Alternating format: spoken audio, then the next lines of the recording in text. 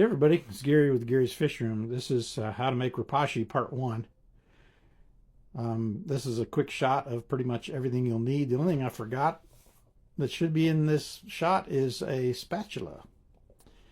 But we're doing Soylent Green. They all pretty much end up to be in the 2-to-1 ratio, except for Morningwood. It's way thicker, so I do like 50 or 3-to-1 on Morningwood. But here we're putting in the Soylent Green powder food. And keep in mind, I make large batches at a time, so I'm literally going to do 2 cups of powder to 4 cups of water. But if you had a little 8-ounce jar of it and you want to fix it all at once, you know, just do 8 ounces of powder and 16 ounces of water, and you're good. You're going to be good to go. So we just need to boil those other 2. It's 4 cups of water. Just need to boil those in my microwave. I think it's rated at a 1200 watt, but you can experiment to see how long it really takes to get water boiling. Just use caution, of course. This is the only dangerous part of the whole process. I set mine for 12 minutes, and then I come back, and after about 8 minutes, it's usually boiling, 8 to 9.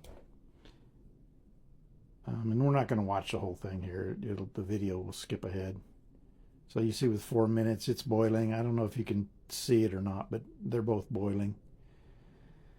So shut her down.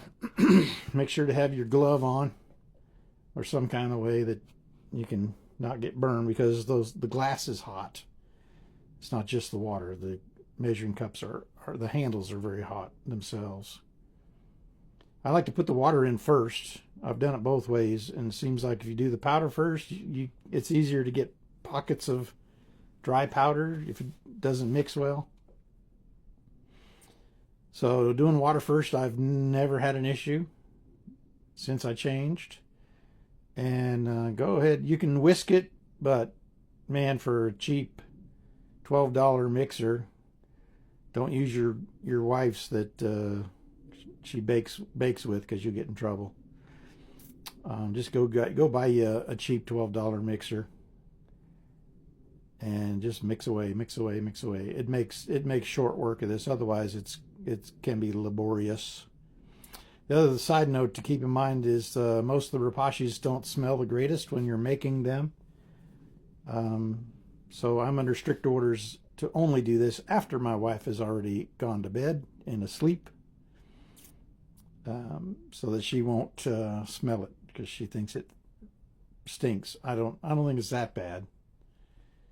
But and then I tip the bowl to get the powder off the sides. And once you do that, it seems like it's all just, once you're pretty confident that you've gotten everything all mixed up, it's going to get thick on you. But you've got time to work with it. It's got to really cool down before it starts to solidify. Some people leave it in the bowl. That's fine. You'll have a big bowl-shaped chunk of Rapashy if you make a large batch, you know. But what I prefer to do is, I found about a 3/4 inch deep flat pan here, and pour it in like that, and use my spatula to kind of scrape and get the vast majority of it out into that pan. And keep your glove, because the bowl's kind of warmed up.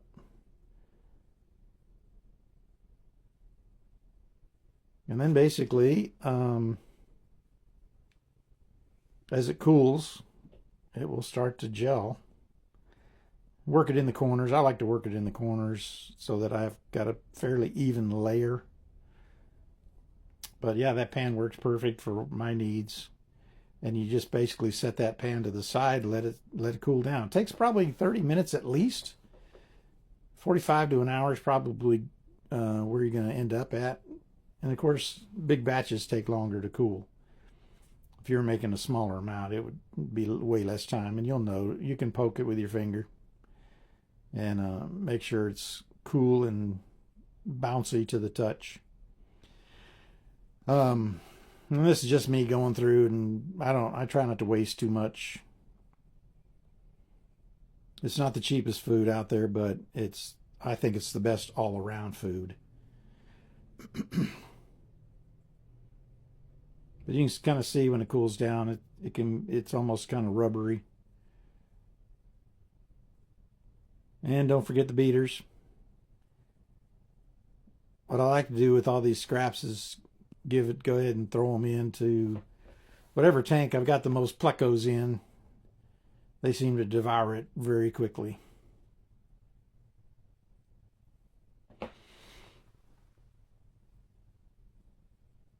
But that's all there is to it, really.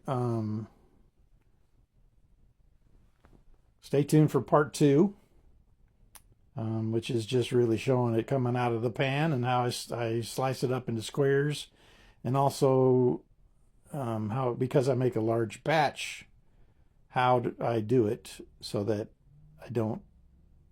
none of it spoils and it stays fresh. But that's pretty much it. So stay tuned for part 2. Thanks.